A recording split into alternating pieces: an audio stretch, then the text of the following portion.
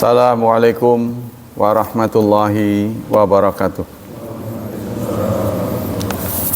Innal hamdalillah nahmaduhu wa nasta'inuhu wa nastaghfiruh wa na'udzu billahi min syururi anfusina wa min sayyiati a'malina.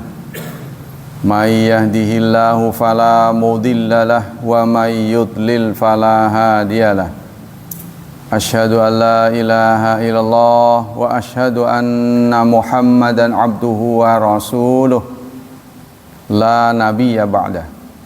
Allahumma salli wa sallim ala nabiyyina Muhammad sallallahu alaihi wasallam wa ala alihi wa sahbihi wa man sara ala nahjihi ila yaumiddin, amma ba'd. Ya ikhwah, kita lanjutkan kajian tafsir masih surat ke-9 ayat ke-3. A'udzu billahi minasy syaithanir rajim.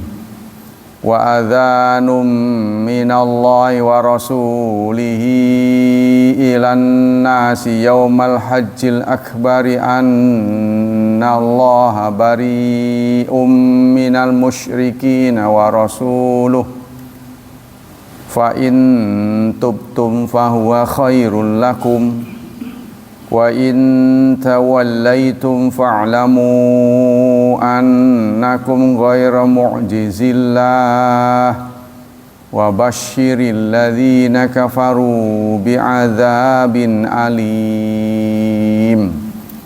Wa adzanun, dan adzan. Adzan itu pemberitahuan, ya, sama dengan adzan untuk sholat. Artinya pemberitahuan. Pemberitahuan minallahi wa rasulih, dari Allah dan Rasul. Ilan nas, kepada manusia, kepada semua. Yaumal hajjil akbar, pada hari haji akbar.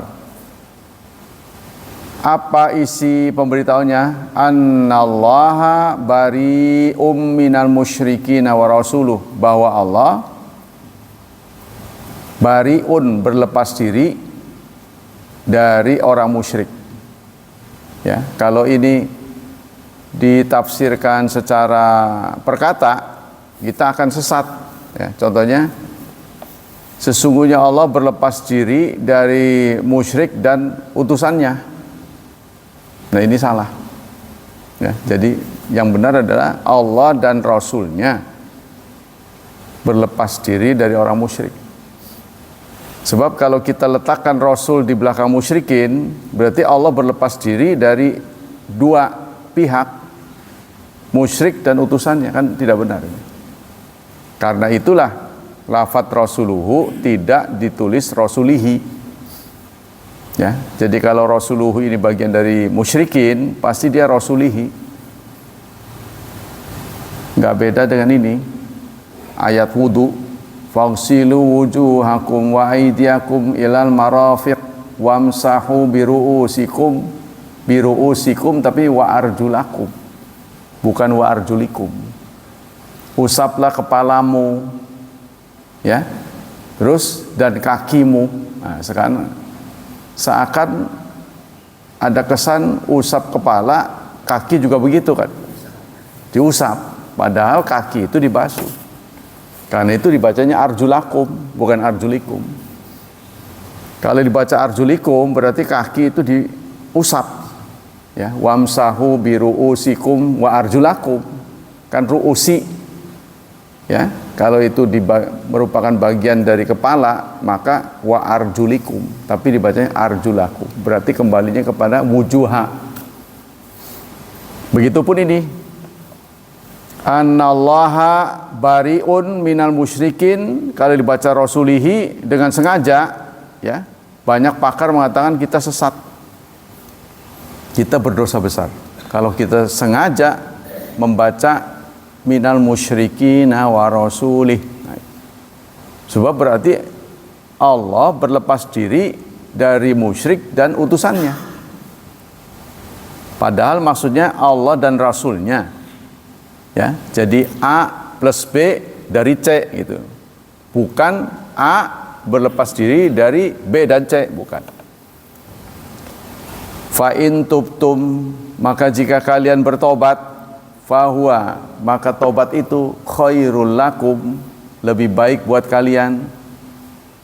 Wa in tawallaitum, jika kalian berpaling, fa'lamu, maka ketahuilah, annakum, sesungguhnya kalian, ghairu mu'jizillah, tidak melemahkan Allah. Kalau kalian tidak mau, maka kalian tidak bisa melemahkan Allah. Mu'jiz ini hanya mukjizat ya.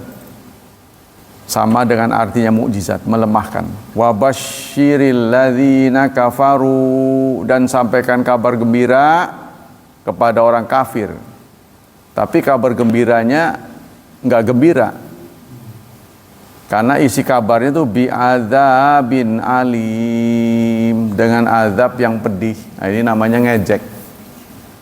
Kabar gembira aja azab yang pedih itu kan. Nah, namanya ini kiasan untuk mengolok-olok. Qala Ibnu Katsir, berkata Ibnu Katsir, yaqulu ta'ala wa i'lamun, pemberitahuan dari Allah dan Rasul. Jadi pemberitahuan, azan itu pemberitahuan. Bidukhulil waktu, definisi azan itu memberitahu bahwa sholat telah tiba. Ya, kalau tidak ada contoh dari Rasulullah, maka kita tidak boleh meletakkan sesuatu pada sesuatu, mengagendakan sesuatu pada acara yang tidak ditunjuk oleh Rasulullah. Contohnya apa? Azan dipakai untuk ngubur mayit. Itu maksudnya apa? Ya, yang kedua, mau berangkat ke tanah suci.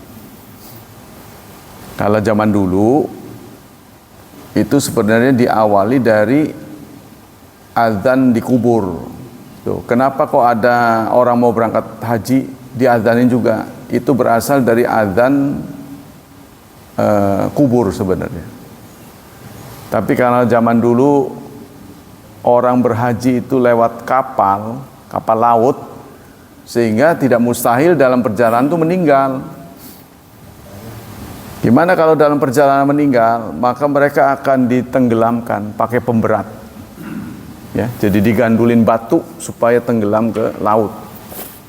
Kalau dalam perjalanan itu makan waktu bisa 15 hari atau 21 hari ke sana. Pakai laut, kapal dulu. Katanya ngetemnya di Pulau Seribu dulu itu. Ada pulau tertentu yang biasanya dipakai oleh pemerintah untuk ngetem di situ. Semua kumpul di sana. Selama perjalanan meninggal itu dikeremaken gitu, ditenggelamkan. Nah kan kelangan tuh. Terus gimana azannya wong bukan kubur? Nah, maka itu di awal berangkat tuh diazanin. Nah itu ngakalinya begitu, ngakal itu akal-akalan. Tapi untuk bayi yang baru lahir ada azan lah, itu kan juga nggak cocok. Buat apa di situ? Tapi itu ada petunjuk dari Rasulullah persoalannya. Jadi Rasulullah mencontohkan. Ya, untuk apa? Untuk mengenalkan Allah di awal kelahirannya. Gitu. Mungkin orang karena awal di dunia mengenalkan Allah, akhir dunia juga mengenalkan Allah, mungkin begitu mikirnya. Ya mikir boleh-boleh saja, tapi kalau nggak ada contoh dari Rasulullah nggak boleh. Gitu. Fa in tubtum, jadi ini rupanya pengumuman dari Rasulullah, pengumuman yang betul-betul keras. Hari ini adalah sudah terakhir. Ya, sudah terakhir. Barang siapa yang tidak beriman dihabisi. Tuh, begitu singkatnya. Rasulullah sudah menyiapkan bala tentaranya. Diberi waktu. Nah, ini tadi ada 4 bulan segala itu. Yang sudah kadung perjanjian diberi waktu 4 bulan. Nah, ini di momen tertentu sudah habis 4 bulan itu. Maka Rasul mengatakan, tolong beritahukan, katanya Ali, kan dulu mah belum ada alat-alat pengeras ya. Jadi, saudara-saudara bagaimana nggak tahu lah. Pengumuman gitu kan. Pengumuman dari Allah dan Rasul, barang siapa tenggang waktu yang sudah diberikan sudah habis. Barang siapa yang tidak beriman, maka kami akan habisi. Waduh, begitu ya. Nah, ini makanya tidak boleh bismillah. Saking keras ya. Tapi kalau kalian bertobat, terlepas sekarang itu demi keselamatan nyawa lalu dia baca syahadat gitu ya. Wih, daripada dibunuh baca syahadat lah. Karena nanti dalam perjalanan ketahuan apakah mereka memenuhi syahadatnya apa enggak, menjadi muslim yang baik atau tidak nanti. Fa in tawallaitum, tafsir ya. Wa in tawallaitum istamrartum ala ma antum alaihi, artinya kalian tetap pada pendirian, tidak mau berubah akidahnya. Fa'lamu, maka ketahuilah annakum ghairu mu'jizillah, bahwa kalian tidak bisa melemahkan Allah. Wa tahta qahrihi wa masyiatihi, dan semuanya bal huwa qadirun wa antum fi qabdati. Fa'lamu annakum ghairu mu'jizillah, bahkan Allah itu qadir, maha kuasa, dan kamu ada dalam genggaman Allah. Artinya begini, kalau Allah ingin mematikan kita, lah, manda gampangnya gitu kan. Kita tidak makan itu mungkin bisa tahan lama ya. Tapi kalau tidak minum lebih cepat. Lebih cepat lagi kalau tidak bernapas. Oksigennya dicabut gitu. Mungkin ukuran menit. Kalau nggak makan tapi minum, kuat. Karena ada korban gempa, setelah rengsek itu ternyata masih ada dia. Nah, dia kok bisa hidup? Dia minum tetesan air hujan. Netes. Dia mangap gitu. Untungnya itu kehimpit bangunan.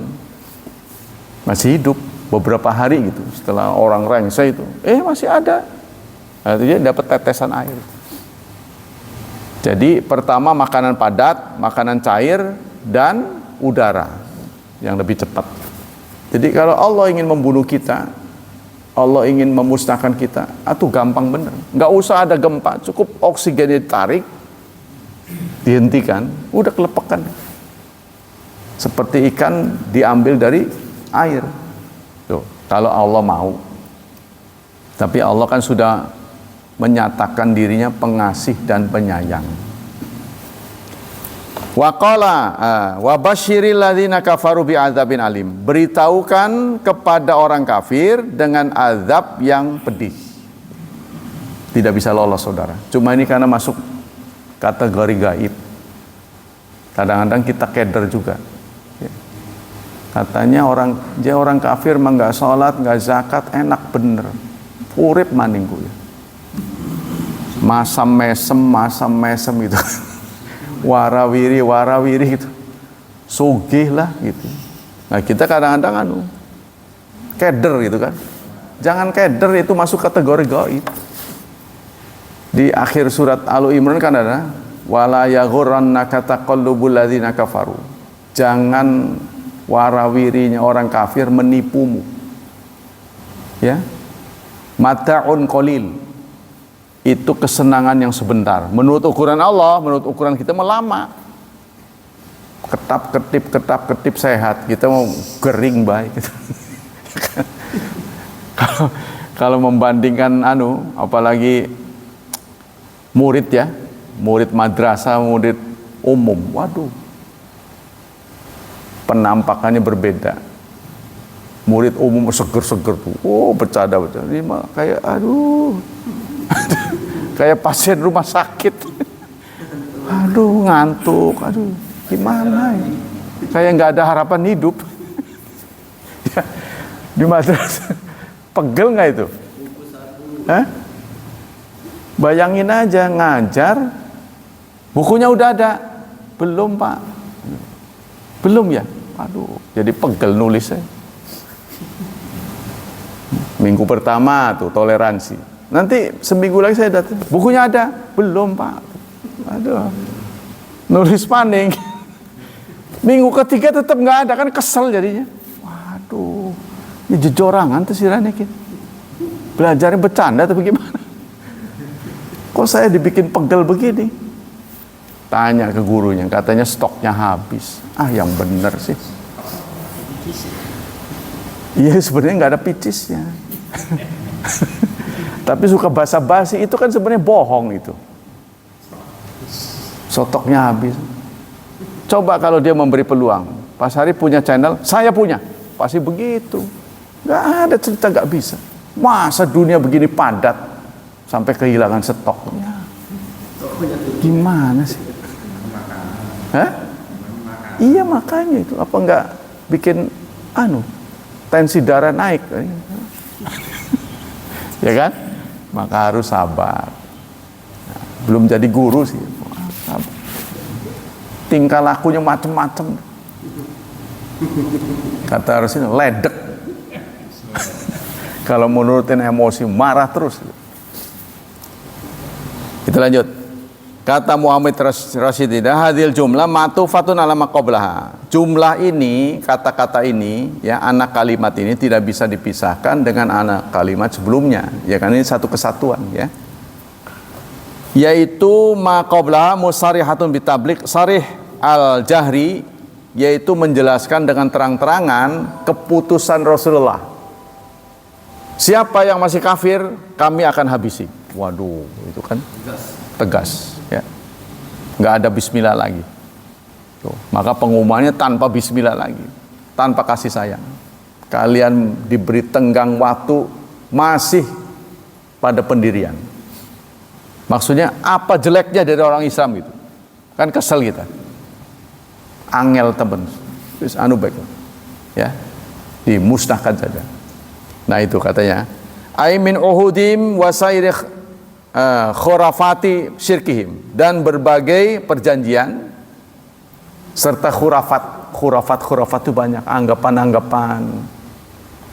Terus katanya sekarang tuh begini, belakangan ini karena bantuan medsos banyak orang kafir dengan sukarela menerima Islam di berbagai pelosok sekarang ini.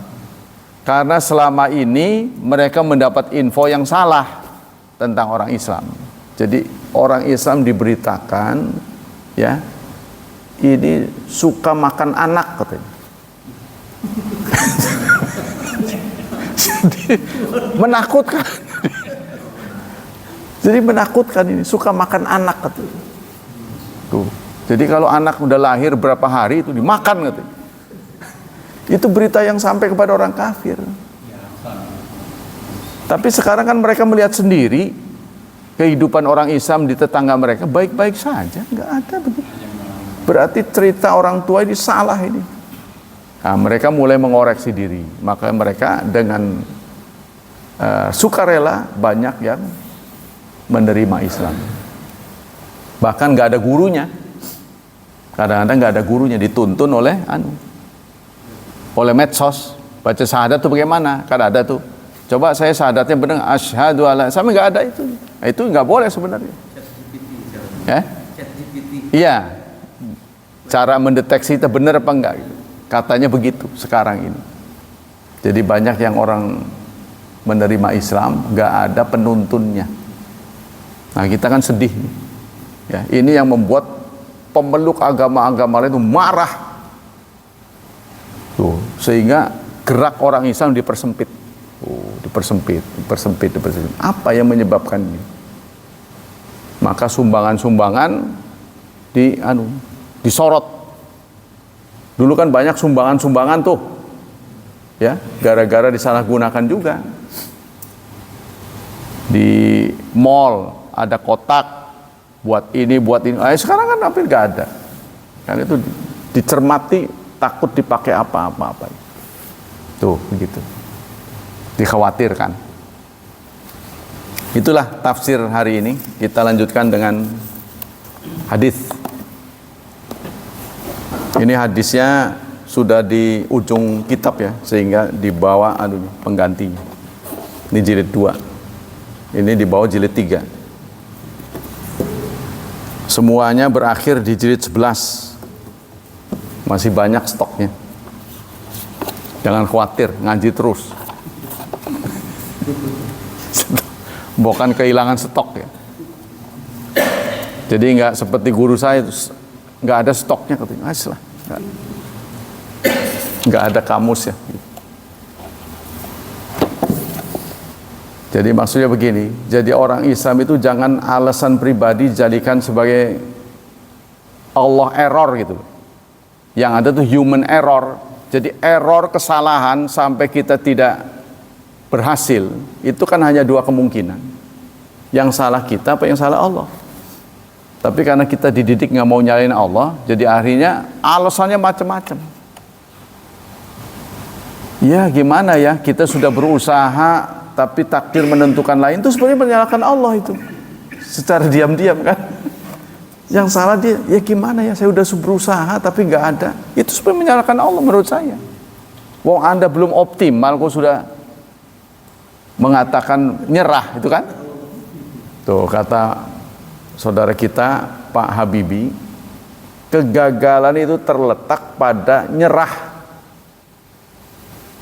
Gagal itu setelah kita nyerah. Terus gimana ya, saya sudah berusaha nggak bisa, ya itu gagal. Ya gagalnya itu karena kita nyerah. Jadi sepanjang kita belum nyerah, ada kemungkinan berhasil. Cuma kita nggak tahu jalannya. Kita lanjut. Kali ini hadis masih di seputar ini, zikir-zikir ya. Dari Ali bin Abi Thalib, kana nabiyyu idza sallam minas salah qala. Dari Ali diberitakan Rasulullah setelah salam dari salat ya, beliau mengucapkan begini.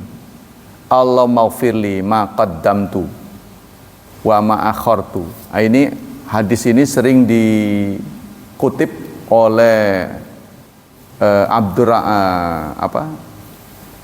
siapa ya? Pengarang tauhid, kitab tauhid, Imaduddin. Nah, ini. Jadi banyak orang salah ini ya dalam perilaku karena nggak memahami hadis ini. Ya Allah, ampuni aku apa yang sudah aku dahulukan dan apa yang aku akhirkan. Jadi salah satu kesalahan kita adalah skala prioritas. Ya, kita sering memprioritaskan kenikmatan pribadi, bukan masa depan. Contohnya banyak di antara kita gajian tuh waktu kita menjadi karyawan, tapi kita pakai untuk makan enak segala itu. Tidak disimpan bahwa kelak kita akan pensiun. Gak ingat begitu.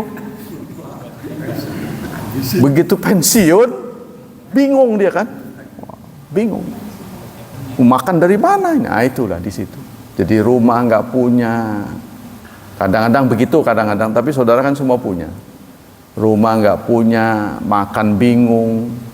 Terus biasanya kerja sama KS, yang lain-lain nggak bisa. Gengsi itu ya, mau jual gorengan ya gimana, saya tadinya karyawan tuh. Kalau saya nggak ada begitu, yang penting halal. Dalam hidup saya pernah jualan di pinggir jalan dengan istri. Dari pagi sampai sore nggak laku. Ini ujian saya bilang. Tenang aja, ini dicatat oleh Allah. Nggak apa-apa saya bilang. Ujian. Ini bagian dari paket kehidupan. Ya, saya pernah jadi direktur utama, manajer, pemilik sekaligus karyawan tuh. Diborong. Karyawan dan owner, direktur utama siapa? Macam-macam. Diborong. Iya, gede banget. Jadi seorang dai kalau nggak pernah ngalamin jadi pedagang, dia tidak tahu psikologi pedagang. Psikologi pedagang itu paling susah di bulan Ramadan. Di sisi lain dia harus taat, tapi di sisi lain dia butuh uang. Ya kan? Dan harus tutup. Waktu yang terbuka buat dia asar. Asar pun belum bisa dimakan kan? Hanya menyajikan itu, menyajikan. Nanti maghrib dia harus tutup. Sebab kalau dia buka, nggak laku. Sebab kan orang udah berbuka. Sudah, omsetnya udah kurang. Sementara dia harus mengumpulkan uang buat mudik. Untuk memberi THR pada karyawannya. Nah, itu penderitaan. Maka pedagang-pedagang yang di bulan Ramadan dirampas, fasilitasnya dihancurkan, itu sakit sekali. Karena ada ormas tertentu dirampas, dibuang itu. Karena dia nggak punya psikologi seorang pedagang. Tuh. Saya memahami begitu. Tapi di sisi lain, kita ibadah Ramadan akan memantik orang untuk berbuka. Nah, makanya itu harus kerjasama. Kita harus baik-baik gitu ya, harus mencari sela-sela. Kita kembali sini. Jadi skala prioritas ini kadang-kadang kita salah memprioritaskan yang seharusnya tidak. Sehingga seharusnya kita tenang, jadi nggak tenang, yaitu tadi. Ya. Kita harusnya investasi karena suatu saat kita akan pensiun. Sekarang juga dibedakan PNS dengan ASN, ya kan? ASN itu nggak sepenuhnya PNS, katanya itu. Kalau PNS dulu kan pegawai negeri sipil namanya. Kenapa diganti ASN? Karena sekarang pemerintah menerapkan non pensiun. Ya, KP3. Jadi kalau orang dimasukkan ke ASN nanti pensiun. Dikurangi terus, dikurangi itu. Supaya tidak menjadi beban negara. Apalagi ada pernyataan dari Menteri Keuangan yang menyakitkan guru-guru. Guru beban negara katanya. Waduh, boro-boro ditambahin malah. Apa Anda nggak tahu banyak guru yang jantungan? Jantungan, berobatnya kemana? Disebut juga beban negara. Ya, itu menyakitkan. Nah, terus apa? Wama asrartu, dan apa yang aku rahasiakan. Wama a'lantu, apa yang aku tampakkan. Jadi kita juga skala prioritas salah. Kadang-kadang yang dirahasiakan seharusnya dirahasiakan di umbar, seharusnya yang boleh dipublish malah dirahasiakan. Nah, kalau Anda ingin rahasia, menurut saya jangan pernah beritahu perempuan. Setahu saya rahasia tidak bisa dipegang sama dia. Setahu saya bocor. Dia ngomongnya begini, jangan kasih tahu orang ya. Nanti dia cerita sama semua orang begitu ngomongnya. Ini jangan kasih tahu orang, ngomong ke sana. Nanti ke sana lagi, jangan kasih tahu orang. Ya berarti kan kasih tahu orang semua itu. Itu setahu saya. Jadi kalau ada sesuatu yang memang harus tidak diberitahu, jangan beritahu pada istri sekalipun. Kalau itu perjanjian Anda dengan orang lain. Ya, ada orang yang menyimpan rahasia pada kita, jangan beritahu istri, sebab bocor. Sebab dia ngomong begitu, rahasia nih, jangan kasih tahu orang ya. Saya juga dapatnya dari suami saya. Dia cerita ke setiap orang begitu. Jadi makanya dia bilang bukan rahasia umum katanya. Ya kan? Bukan, mana ada rahasia umum. Harusnya bukan rahasia gitu kan? Nah, ini bukan rahasia umum. Wa ma anta a'lau minni wa ma asraftu, dan apa yang aku israf. Israf itu melampaui batas. Ya, jadi ceroboh, melampaui batas. Wa ma anta a'lau bihi minni, dan apa yang kau lebih tahu daripada aku. Antal muqaddim, engkau yang dahulu, wa antal muakhir, dan engkau yang akhir. La ilaha illa anta, tidak ada Tuhan kecuali engkau. Nah ini sahih hadis. Hadis ini menginspirasi kita minta maaf kepada Allah karena kita sudah salah prioritas. Ya, yang mesti diduluin di belakangin, yang mesti belakang diduluin. Tuh, salah menempatkan skala prioritas. Hati-hati ya. Nah, kita ini kalau sebenarnya udah terlambat sih. Anak kita udah lulus semua. Salah skala prioritas. Saya dulu bercita-cita menempatkan anak saya kuliah di Jerman. Kok kenapa jauh-jauh? Karena saya terinspirasi oleh atasan saya. Dia kuliah di Jerman gratis. Yang penting pinter itu, karena di sana kan beasiswa.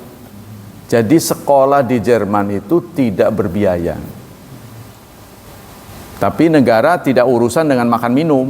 Pokoknya sekolah nggak ada biaya aja gitu. Di sana tuh kuliahnya, kalau kita kan belum menyentuh kuliah kan, di sana kuliah itu non biaya.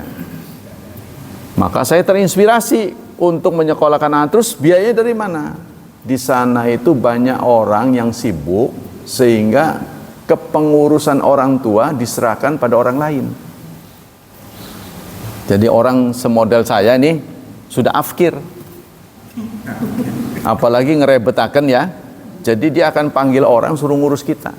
Anak mau udah mobilisasi, kadang-kadang nggak ketemu lagi dia, transfer aja. Pokoknya dikasih perawat lah. Singkatnya, mereka tidak sudah bagus nggak naruh kita di panti jompo gitu, tetap di rumah. Cuma dia nggak mau ngurus. Nah biasanya yang bergerak menerima tawaran itu mahasiswa Indonesia. Gajinya lumayan buat makan minum katanya. Dari ngurus orang yang sudah lansia ini. Ya kasih makan, ngatur ya macam-macam lah kebutuhan diri. Biasanya orang-orang yang lumayan di sana hidupnya. Orang Eropa begitu. Maka saya terinspirasi oleh itu. Udah saya kuliahin, masuk sastra Jerman. Belum tamat terjadi pemboman di Amerika itu. Dua gedung itu, dua gedung kembar yang biasanya disuting oleh Batman tuh. 11 September. Iya, 11 September. Jadi orang-orang Eropa curiga pada orang Islam karena pelakunya orang Islam. Mereka memperketat masuknya orang Islam ke negara mereka. Ya udah gagal. Karena gagal kuliah lagi di Fakultas Ilmu Komunikasi. Tapi karena udah nggak sesuai dengan tujuan awal, itu jadi berbelok. Biasanya kalau tujuan awal sudah nggak cocok, ini sudah berbelok, jadi sudah tidak sesuai target. Nah itulah banyak keinginan kita nggak sesuai dengan target. Maka kita harus mencari peluang lain. Lanjut ya. Ini belum duha, ini masih ada 12 menit. Kemudian dari Ibnu Umar, anna rajulan qala fi ma yara naim qabla Aisya'in amarakum nabiyukum.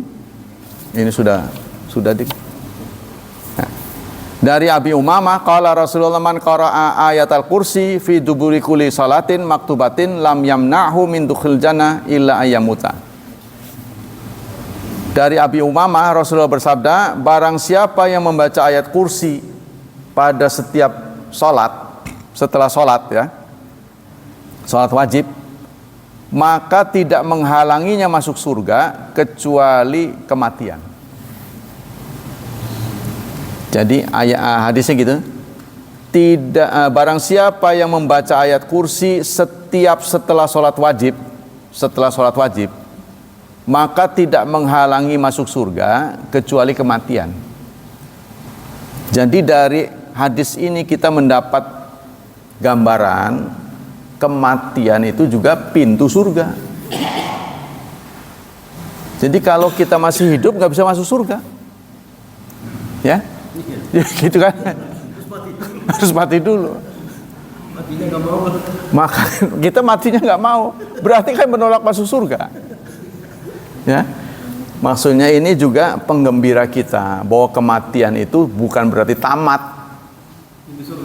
Kan kita kadang-kadang kan menganggap tamat, berpisah selamanya. Bukan, itu hanya satu terminal saja. Ya, sebab Nabi Isa dikabarkan belum mati, ya kan? untuk itulah diturunkan lagi untuk memenuhi proses kematian. Jadi kalau sampai Nabi Isa tidak dihidupkan lagi, tidak turun lagi, lah berarti dia blongkotan hidup. Sementara Allah menentukan yang masuk surga ini harus yang sudah mati. Syaratnya. Ya, jadi kita harus tetap husnudzan. Kematian itu adalah bagian dari keharusan takdir kematian. Pokoknya kalau kita sudah masuk usia standar Rasulullah 63, ya sudah, berarti Anda sudah memenuhi kuota. Saya ini udah 63. Jadi kalau lebih ya bonus itu. Anda harus bersyukur. Kalau belum dekat-dekat ya Anda harus berhati-hati. Kalau nyampe 63 berarti sudah sesuai dengan kuota. Karena itulah Rasulullah. Kalau lebih ya bonus. Kita tetap walaupun jelek, walaupun sudah tidak flat, diminta menjaga diri. Jadi kalau Anda punya cukup uang, melalaikan kesehatan, Anda berdosa. Kan ada tuh kunci dibawa kemana-mana, dinikmatin mah enggak, mobil nggak punya, motor nggak punya, ya Allah. Jadi harus dinikmati. Ya jalan mah jojong, jalan mah terus, tapi hidup wajar-wajar aja lah gitu, dinikmati. Sebab sebenarnya saudara, kalau Anda mau merenung lebih dalam, sebenarnya kehidupan yang terbaik itu di dunia. Jangan disalahartikan ya, bahkan lebih dari surga. Kalau Anda mau pikir, sebab di sini ada kecewa, ya kan? Ada senang, ada duka, ada kecewa, ada sakit hati. Di sana mah nggak ada sakit hati, ya kan? Indah semua, makanannya enak semua. Kalau di sini ada yang kecut, ada yang bikin sakit perut, istilah macam-macam, ada yang mencret. Dinamika hidup banyak, seru jadinya seru. Ya, menangis dan tertawa, bahagia dan menderita, wislah pokoknya macam-macam. Seperti orang di pasar senggolan, marah, itu nanti di surga nggak ada. Flat semua, damai. Tidak ada sholat lagi. Bayangkan kalau Anda hidup seperti itu, sepertinya kita kurang. Nggak ada seninya. Seperti di waktu Idul Fitri lah kalau buat saya. Waktu Idul Fitri, makanan semua tersedia, menghadapi orang semuanya senyum, pengajian nggak ada. Tuh. Kan Idul Fitri mah nggak ada pengajian, ada 2 minggu mah. Pengajian nggak ada. Tapi justru saya menderita. Jadi kayaknya flat begitu aja. Makan tidur lagi, makan tidur lagi. Ketemu orang senyum-senyum, bagi-bagi makanan lagi, minum lagi. Nah di surga seperti itu. Ya, nggak ada marah-marah karena Idul Fitri kan senyum-senyum semua. Ya. Jadi hidup kita sebenarnya kalau Anda mau berpikir lebih dalam, ini yang terbaik ini sekarang, saudara. Maka hargailah hidup dengan mempertahankannya. Jangan berani mati, berani hidup. Berani mati, lagi bisa sehat malah dibikin mati. Jangan. Bikin hidup, pelihara hidup. Karena hidup ada anugerah terbesar. Waktu kita hidup, kita bisa perbaikan, bisa request. Couplingnya mau sebesar apa? Ya, pengorbanan Anda lebih banyak, lebih besar coupling. Tapi nanti kalau udah di surga, kemudian dapat nasibnya ngampar, nggak dapat kamar, orang-orang mendapat, Anda nggak bisa komplain lagi. Ya, ngampar. Ngampar itu kan, lain-lain malah dapat gedung tuh, batanya saya dari mutiara tuh. Tuh, dari batu-batu yang indah kita mengampar. Udah nggak bisa protes, saudara. Tapi sejelek-jeleknya surga ya lebih bagus daripada dunia memang. Cuma ya itu, manusia itu kalau nggak ada tantangan cenderung tidak bahagia. Itulah bedanya antara orang dapat ikan mancing dengan beli di pasar. Ya kan? Anda jangan menuduh orang yang mancing nggak punya uang. Tuh lihat pemancingan dekat pasar tuh. Malam dia nggak ada lampu, banyak nyamuk. Tapi ya tahan begitu. Kalau menurut kita ya kurang gawe begitu. Padahal besok ada ikan di sini, dekat ini ikan. Karena mancing itu ada rekasannya itu, ada rekoso itu. Jadi kalau dapat puas ya. Nggak beda dengan Anda sekarang kaya, hasil keringat sendiri. Dengan kaya dapat waris, itu nggak begitu nikmat. Tapi kalau kita berhasil karena usaha, ya megap itu ngos-ngosan, berhasil, yes itu pasti begitu. Kalau dapat mah lemah gitu, nggak begitu. Jadi perjuangan ini adalah bagian dari keberhasilan. Kalau kita mau lihat perjuangan ini bagian dari berhasil. Nanti kalau kita berjuang di dunia masuk surga, wake dongenge, kita mau bengen mengkon. Tapi kalau Anda mulus-mulus saja, ceritanya sehari aja udah habis, nggak ada cerita. Nah itu makanya ini tidak flat, itu bagian dari kehidupan kita. Jadi ayat kursi ya, pasti semua udah hafal lah. Kemudian wa ghafal Ibnu Jauzi fa adkhal hadis fi maudu'at. Tapi Ibnu Jauzi memasukkan hadis ini dalam maudu'at. Nah, pemasukan Ibnu Jauzi hadis ini sebagai maudu'at menurut pengarang ini salah. Kurang teliti dia. Ya, jadi pengamat hadis pun ada yang salah. Ya, umumnya kita lah karena mereka tidak sepi dari kesalahan ya. Walil hadis syahidun min hadis Mughirah bin Syu'bah marfu'an. Sebab ada hadis penunjang lain yang menyatakan hadis ini sahih. Jadi artinya kita disarankan setiap setelah sholat wajib ya membaca ayat kursi. Sebab tadi dijamin masuk surga. Cuma kematian, nunggu kematian masuk surga. Jangan berharap hari ini. Ya kan? Sebab tidak menghalangi masuk surga kecuali kematian. Nunggu mati dulu. Tapi jangan dipercepat. Mentang-mentang nunggu mati dipercepat. Kepengen manjing suarga, salah juga. Kemudian rawahu Naim fil Hilya min tariqi Maki bin Ibrahim sanai Hashim sana bin Hashim. Jadi ada Hashim bin Hashim tuh. Gimana itu? Orang namanya Hashim bin Hashim. Jadi bapaknya menamai anaknya dengan namanya. Ya kan? Pak Hilman menamai anak Hilman lagi. Menurut kita dia aneh. Tapi orang Arab nggak aneh. Kamu yang aneh. Udah tahu kita soleh, makanya kita kepengen anak kita soleh kayak kita. Iya duplikasi. Tapi nanti orang-orang jadi bingung. Ini yang mana ini? Kan? Binnya yang mana? Dipanggil dan tidak datang. Hah? Dipanggil. Iya dipanggilnya susah. Dari Abi Marwan bin Ka'bat halafa billah alladzi faqal bahra li Musa innala najidu fit Taurat anna Daud nabi Allah kana idzan saraf min salati qala Allahumma aslih li fi dini alladzi ja'altu li ismatan.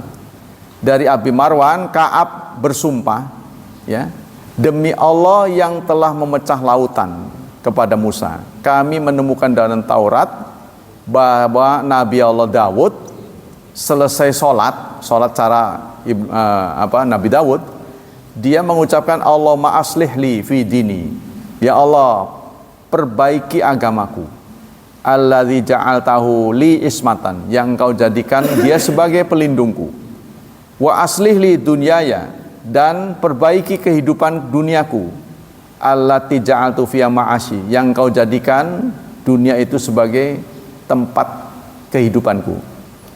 Allahumma inni a'udzu biridhaka, aku berlindung dengan ridhamu, min sakhatika, dari kemurkaanmu. Jadi rupanya ucapan itu, doa itu berasal dari Nabi Daud.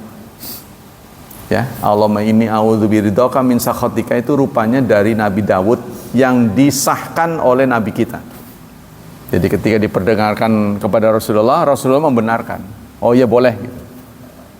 Wa a'udzu bi afwika min niqabika wa a'udzubika minka la mani alima a'taita wa la mu'ti alima mana'ta wa la yanfa'u dzal jaddi minkal jadd. Nah, ini juga bagus dibaca setelah salat. Wa haddatsani Ka'ab anna Suhaiban haddatsahu anna Muhammad kana yaquluhu inda sirab min salati. Diberitakan oleh Suhaib bahwa Muhammad mengucapkannya setelah selesai sholat. Nah, ini namanya kalau bahasa kita kurang ajar, menyebut Nabi dengan Muhammad ya. Biasanya kan Nabi kita Muhammad gitu kan, tapi ada orang yang boleh jadi menyebut Muhammad itu karena usianya lebih tinggi dari Nabi Muhammad. Wong sering diwaca karo Muhammad tuh. Karena dia merasa usianya lebih tinggi, jadi gengsinya lebih tinggi. Wa sahab Ibnu Khuzaimah, bentar lagi ya. Fa huwa la yakhlu min ahadi amrayn imma sahabin wa tabi'in. Kemudian wa amma maruwiya an Abdullah bin Zubair anna rajulan wa rafi'an yadai bi da'wat qabla ayafriqa min salati. Ada riwayat yang mengatakan sahabat mengangkat tangan berdoa sebelum selesai salat. Falamma faragha minha qala inna Rasulullah lam yakun yarfa yadayhi hatta yafruqa min salati. Rasulullah tidak pernah mengangkat salat saat doa sepanjang sholat ya. Jadi kalau waktu sholat tidak pernah didapati Rasulullah berdoa mengangkat tangan ya, kecuali kunut itu. Fafihil Fudail bin Sulaiman tukulimabi, karena ada perawi namanya Fudail bin Sulaiman, ini menjadi pembicaraan orang antara kesahihannya tidak. Nah, udah habis. Demikianlah saudara-saudara sekalian, kajian pagi ini. Semoga Allah melimpahkan pahala yang berlipat ganda buat kita. Semoga Allah tetap melindungi dan mengayomi kita dari wabah dan fitnah, dari syubhat dan syahwat. Dan semoga anak-anak kita dicerahkan hidupnya, diberkahi dan ditakdirkan Allah menjadi hamba Allah yang saleh dan salihat. Subhanakallah wa bihamdika asyhadu an la ilaha illa anta astaghfiruka wa atubu ilaik. Wassalamualaikum warahmatullahi wabarakatuh.